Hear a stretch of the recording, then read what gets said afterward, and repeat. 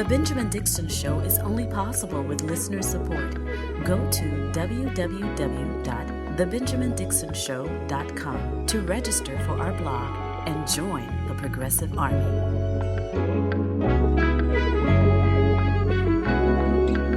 Today is Friday, April 21st, 2023. Thank you so much for joining me. Today is shaping up to be an eventful day as we await the Supreme Court's decision as it pertains to the abortion pill that was banned by a lower court a few weeks ago. Last week, the Supreme Court extended the use and access to that pill up until Wednesday, and then an additional extension was made until today. And so we're waiting to see what that decision will be. I'm not too confident that the Supreme Court is going to rule in the favor of precedent with this additional delay. And when you think of the composition of the Supreme Court, specifically that of Amy Coney Barrett and the most recent justices appointed by Donald Trump, their agenda is to end complete and total access to any type of abortion. And I would even go further to say that they're going to go after birth control. Perhaps not with today's ruling, but I am not confident that this is going to go in a positive direction for women's rights. I want to give you a little bit more information from the Guardian.com. The Supreme Court is poised to decide whether to preserve access to a widely used abortion medication after extending its deadline to act until at least Friday. Less than a year after the court's conservative majority overturned Roe versus Wade and eliminated a constitutional right to an abortion, the justices are now weighing a new legal question in an escalating case in Texas, with sweeping implications for women's reproductive health and the federal drug approval process. For now, the court is not weighing in on the merits of the legal challenge brought by abortion opponents seeking to suspend the FDA 23-year-old approval of mifepristone. At issue before the court is whether to allow restrictions on the drug imposed by a lower court that would sharply limit access to the drug, including states where abortion remains legal. Now, again, the initial stay was until Wednesday at 11:59 p.m., and everyone stood by earnestly waiting their decision, and an additional extension has been made until today. And so we're waiting to see how this plays out. I recall several years ago when Ruth Bader Ginsburg passed away, and knowing in the immediate aftermath of her death how history was going to play itself out because of the power that Donald Trump had to appoint Amy Coney Barrett. And if you look at the resume of the most recent addition to the Supreme Court, you would realize that she has one agenda, and that is to bring a conservative religious worldview to the United States through the power of the Supreme Court.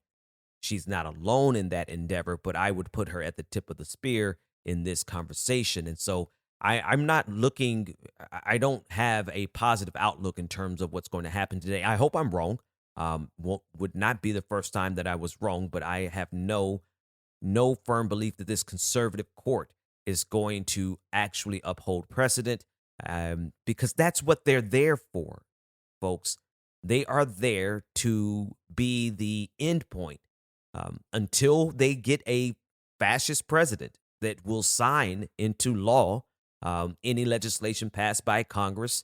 The Supreme Court is the stopping point for the religious, theocratic, fascist agenda, because they now have enough conservative justices on the court to justify and say anything that they do is legal.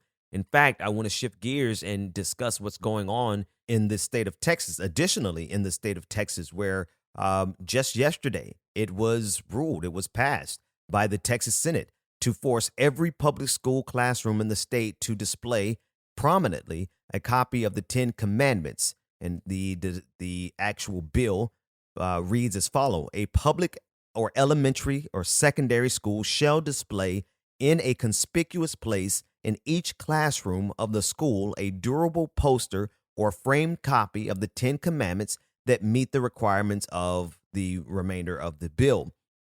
And so I bring that up in context of the Supreme Court, because this is clearly a case that's going to reach the Supreme Court. And whereas we understand that that this is clearly unconstitutional. The question is whether or not the Supreme Court is going to uphold it as constitutional. That's the dilemma. If the Supreme Court says something is constitutional when in fact it is not, we have to wait an entire generation for the makeup of that court to be replaced, for the possibility of that ruling to be overturned. Think of Plessy versus Ferguson, how long that was precedent, and it took generations for that law to be, or for that decision to be overturned. And I say law because the Supreme Court decisions have the force of law. They have the power of law. And so as we look at both what's going on in Texas in terms of the Senate now demanding or passing legislation that the Ten Commandments be displayed in every classroom, and then we juxtapose that with what's going on with the abortion pill decision that we're awaiting from the Supreme Court today, I really don't have a lot of confidence that we have a court that is honestly going to uphold the Constitution, because this is their opportunity. Today is their opportunity. This upcoming decision that they're going to be faced with the Ten Commandments, this is their opportunity to move the ball forward for theocratic fascism, and that is to have a United States of America that punishes people with the force of law because they do not live according to the rules of Christian nationalism. That is what they're going for. That is the reality of the world around us, and the only question that remains unanswered is just to what extent this Supreme Court is willing to run headlong into this fascism, into this theocratic fascism. And with the likes of Amy Coney Barrett on the bench, I'm just not convinced that they are going to do anything except jump into the deep end of fascism. But we'll see today with this first decision, and then we'll see in the coming months with what they do with this new bill from Texas that is requiring that the Ten Commandments be displayed in every classroom.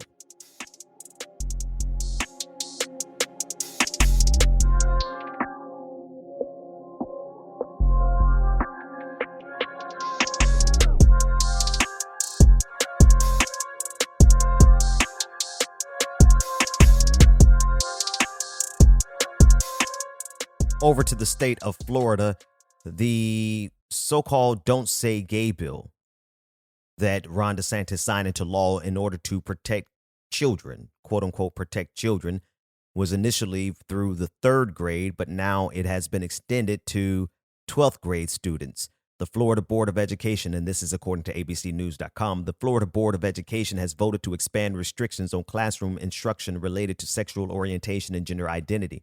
The amendment prohibits classroom instruction to students in pre-kindergarten through grade 3rd on sexual orientation or gender identity. For grades 4 through 12, instruction on sexual orientation or gender identity is prohibited unless such instruction is either expressly required by state academic standards or is a part of a reproductive health course or health lesson for which a student's parent has the option to have his or her student not attend, according to the amendment. This rule would build on the parental rights in education law signed by Ron DeSantis in March of 2022. The law bans classroom instruction on sexual orientation or gender identity for students in kindergarten through the 3rd grade. It also states that any instruction on those topics cannot occur, quote, in a manner that is not age appropriate or developmentally appropriate for students in accordance with state standards, according to the legislation.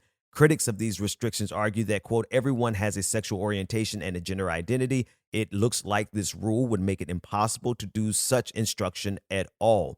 And this is according to abcnews.com.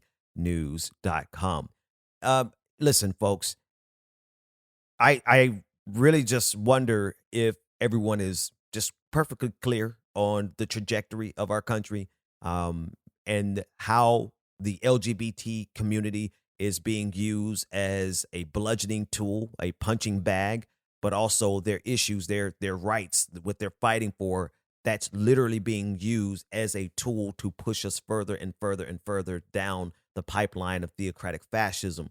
Again, the claim that they're concerned about the well-being of children, that was never the issue. The issue is the Republican Party, they are masters at creating wedge issues and using those wedge issues to drive the entire political agenda, the entire political conversation in this country. And this is what Ron DeSantis is doing. Again, he is extremely successful at accomplishing his agenda in Florida because of the control that the Republican Party has over the entire state and his willingness to, put on a show in order to get attention in his hope to become the next president in 2024. And so he's had a lot of success. And with each success, Ron DeSantis goes one step further. Republicans continue to go one step further. It's not enough because it was never about protecting children. It's not enough to just implement this bill for ages K through 3, right? They extended it all the way to seniors in high school. Why? Well, not because the agenda was actually to protect children, right? We're talking about a group of people in conservatives in the Republican Party in this theocratic fascist movement. We're talking about a group of people who will honestly throw your children out as soon as they're born. They're not going to provide services. They're not going to provide structural help. They don't really care about the safety and the well-being of a child after that child is born. In fact, there's a segment coming up that I'm going to play a clip of a young 18-year-old girl who was dropped off at a homeless shelter when she turned 18 by her adoptive parents or by her foster parents, right? So if we really talk about the cruelty of this system as it pertains to children, we will understand that this party has no real concern about children. They have two goals. One, to implement a theocratic fascist state where you could go to jail for your sin, okay? And then two, to use any scapegoat they can, any group that they could target in order to create the wedge issues necessary for the Republican Party to get momentum at the polls. That's it. That's why the Republican Party establishment, who I'm sure has plenty of LGBTQIA individuals, this is why they still go along with the theocratic fascists on this issue, because it's such an effective electoral issue for them. At least they believe so. And we'll see how that really bears out in 2024, whether or not this is a true motivator for their voters, and if it's enough motivation to overcome the backlash, because we should expect, not only in the state of Florida, but across this country, we should expect people of good faith, people who are going to engage honestly and intellectually and with integrity. And if they're not just out here gaslighting us for political points, we expect those people to actually stand up. So the question is, will the backlash from these types of policies that are being passed all across the country, it's not just in the state of Florida, in the state of Missouri, they're making it impossible for adults to get gender affirming care. Right? Why? Because they're concerned about children? No, because they actually do have an agenda. And their agenda is twofold: to completely eradicate the LGBTQIA community, or at least push them back into the closet, right? They won't call for the genocide like Michael Knowles called for the genocide of eradicating transgenderism. So they may not actually call for the complete and total eradication of the LGBTQIA community, but what they're certainly doing is trying their best to push every LGBTQIA individual on the face of this planet back into hiding. And their second goal is to gin up support, rage. There's nothing like anger, fear. The number one tool that the conservative movement uses to get political power, and they have found the perfect cudgel. They have found the perfect group, because it is a group that you're going to find hatred and bigotry towards from all directions, from all ethnicities, all races, all religions. You're going to find people who are just fine with engaging in their bigotry towards the LGBTQIA community. It's an easy 1-2 step. They put up someone for you to hate.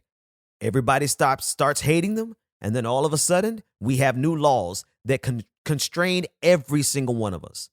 Not just constrain what we can do with our bodies, but constrains what we can even talk about. Do you see how this is working? All right. We'll be back right after this break. Go to www.patreon.com/The BPD Show and get twice the content and unfiltered interviews without any of the commercial interruptions. Welcome back to The Benjamin Dixon Show. Visit us online at thebenjamindixonshow.com.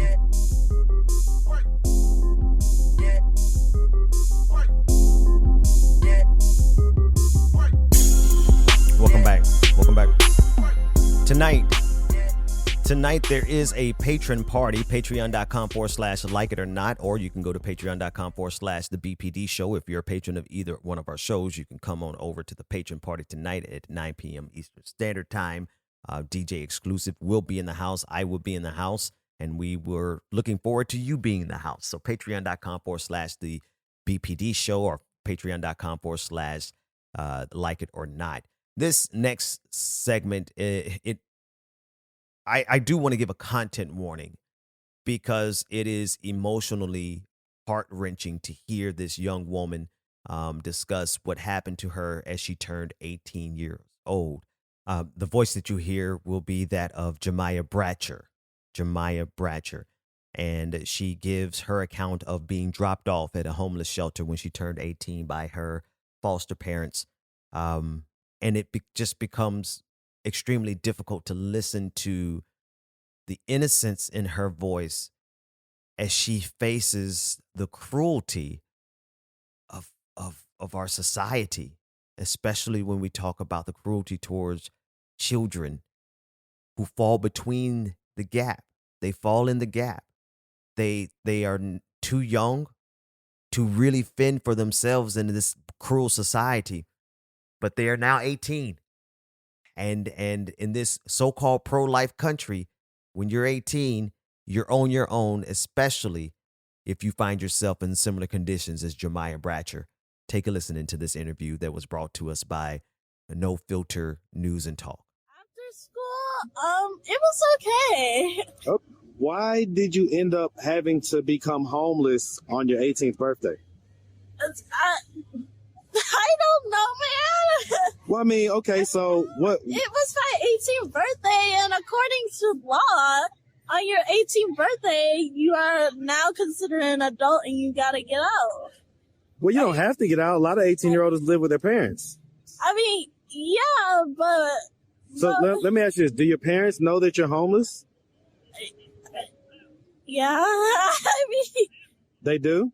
I mean, yeah, they were the ones who dropped me to the homeless shelter, so... These are your biological parents? No. Okay, these are your adopted parents? Yeah. Okay, so they adopted you and your brother? Yeah. What age? Do you remember what age you was adopted at? 4. 4? Yeah. So do you remember life before you were adopted? Yeah, I was, let's just say, spoiled. I was really freaking spoiled. Why would your adopted parents drop you off at the shelter miles, thousands of miles away, or hundreds or whatever? Hey, it's a good place to get a job, bruh. Like, literally, you can get a job here. Did you ask to come here? I mean... Or did they just bring you here? Not really. They questioned me about it. They were like, where would you want to go in life? And I was like, making fantasy estimated guess, because I thought they were joking. I was like, oh, London, Atlanta, Great Britain, I don't know. And then next thing you know, I have a suitcase and we're packing in a rush to come to Atlanta. So, like, how did that make you feel? I was nervous and scared, but at the same time, I was really sad. Like, really, really sad. Like, on my 18th birthday, we couldn't even celebrate. Like, It was 18-year-old Jemiah Bratcher. I am torn with whether or not I should share her Cash App with you all, because unfortunately she is now reported missing. And until they find her, I don't think that we should send finances to her phone, because, well, to me, that seems as though we're putting it directly into the hands of whoever may have her at this moment. This story is so heartbreaking on so many different levels. I know I mentioned the Cash App because I know all of our instincts are to immediately do what we can to help her. And I'm not sure what we can do right now, except for get her name out there, and those who can get her face out there and share this video and to try to help find her. that would be the most immediate thing that can be done. And then once she is found safely, which I believe that she will be, then we send resources to her to try to help her find her way with some help. 1 in every 30 American children goes to sleep without a home of his or her own each year. Approximately 2.5 million children are homeless annually in the United States.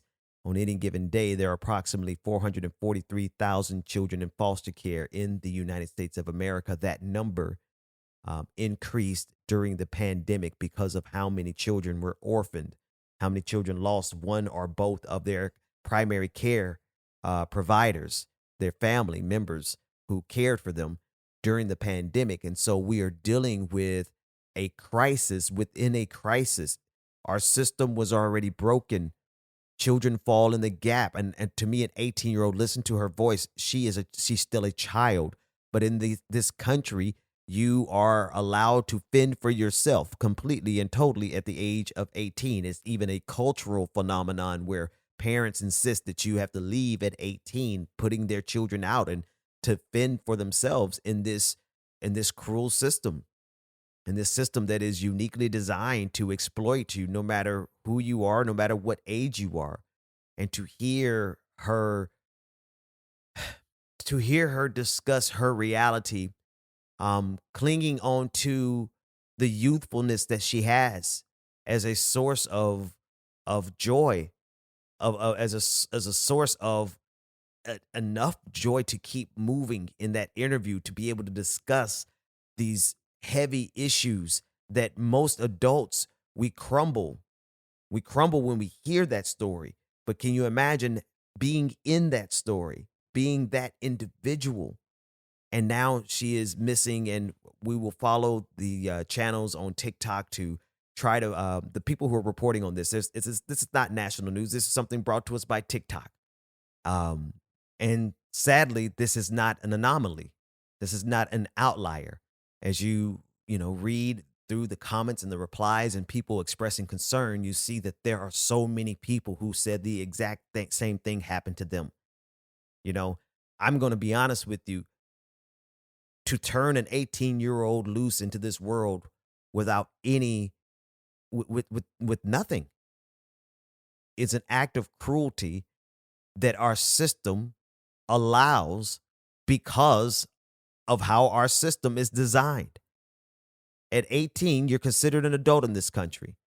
And up until 18, foster parents can collect a check off of you, leave no money for you, leave nothing for you to live on when you turn 18. As soon as you turn 18, they can drop you off at a homeless shelter. I really do put this story in here for another reason. I put this story in here because I just need the juxtaposition to compare what this country is expending energy doing in the name of protecting our youth, right? They think the way to protect our youth is to not allow anyone to discuss gender identity or sexual orientation through high school. That's what they consider to be protecting the youth. And yet the structural problem of foster children, of homeless children, of children who are abandoned and then fall in the gap, and then they're turned over to just fend for themselves in a system where many and most adults are living paycheck to paycheck and can't fend for our own selves. To say that the cruelty is the point doesn't really, it really doesn't live up to how cruel this really is. Yet and still, we have all of our energy, all of our attention, all of our power that could be used for good. We have it all being leveraged for cruelty, or all being leveraged to protect the status quo, which was never good for us in the first place. It was never sufficient. This system was never sufficiently kind enough for us to allow the status quo to remain intact. But not only have we not moved towards a more progressive, more positive society where we could take care of each other, we've moved in a worse direction. We're moving in a direction where not only do we not care about the reality of what's happening to so many children in this country, we're exacerbating it by putting our resources elsewhere, by putting our time elsewhere, by putting and drawing the attention away from the real structural problems. And I, for one, I grow weary. I grow extremely weary when I see how much capacity we have to actually help, but we do the exact opposite. There is not a need for a single homeless person in this country. It just simply does not have to exist. But as a matter of policy, we allow it. No one has to be in poverty in this country, but we allow it as a matter of policy because poverty makes other people rich. Our poverty makes other people rich. And because of that, we literally have people in power with the incentive of continuing this system the way it is, but also making it worse. Making it worse so that as more and more Americans fall into poverty, it creates more and more opportunities for grifters to make money off of that poverty. That's just the reality of capitalism. That's the reality of how America allows us to suffer underneath our particular brand of capitalism. And so to say the cruelty is the point is not enough. It's insufficient to describe just how barbarically cruel our society is, how barbarically cruel the United States of America is. Have you spoken to them since? Yeah, I always contact them. They never really contact me back. I don't know their phone number or their email. I just contact a friend who's close to my biological parents since she was with me since I was a baby. I usually contact her, but she doesn't really contact back, which is awkward.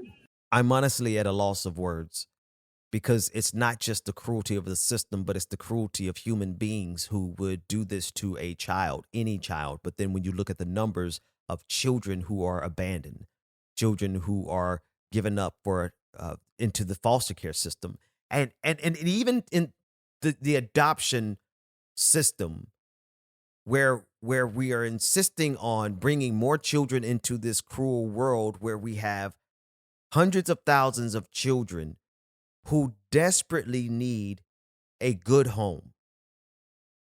Yet and still, we insist on forcing people to give birth when some of those people should never have given birth. I that may sound like a callous statement to say, but when you don't have the desire, see, systemically, if you're doing the best that you can and you don't have the capacity to provide for your children, because that is a very real reality in the United States of America, all across this globe, but particularly here in America, there is the reality that some parents have a desire to raise their kids, but they simply do not have enough funding to make it happen successfully, and so they give their child up for adoption. Okay. But then there's an entire different conversation about people who are so selfish, so self-absorbed, so concerned about their life that they didn't want that child to begin with. And this is the world that conservatives insist on forcing more births. You say, well, Ben, that child deserves to have a chance at life. Yes, every child deserves a chance at life. But when we see the life that we give them here on this planet, the lack of life that we give them here on this planet, when we see the cruelty that we put them into and say, fend for yourselves, you're on your own now. And then we look at them and say stuff like, you just didn't work hard enough. You know, you didn't go to school good enough. We leave these children to fend for themselves in a system where so many people who actually have resources, they have financing, they have places to stay, they can't even make it on their own. They're struggling to fend for themselves. I don't have a lot more words that I could put to this. I'm running short on words to describe this reality adequately, except to say, God help us. God help us, because the fact that we have this amount of suffering going on around us, when we could address it and fix it, to me is the biggest indictment against not only this country, but against humanity. That's it for today's show. Patrons, we will see you tonight at the patron party. I'm going to take a few hours here to reset my soul because this was heavy, but I'll see you tonight. The Benjamin Dixon Show is only possible with listener support. go to www.patreon.com/The BPD Show and support The Benjamin Dixon Show. If you like this episode, be sure to share, like, and subscribe.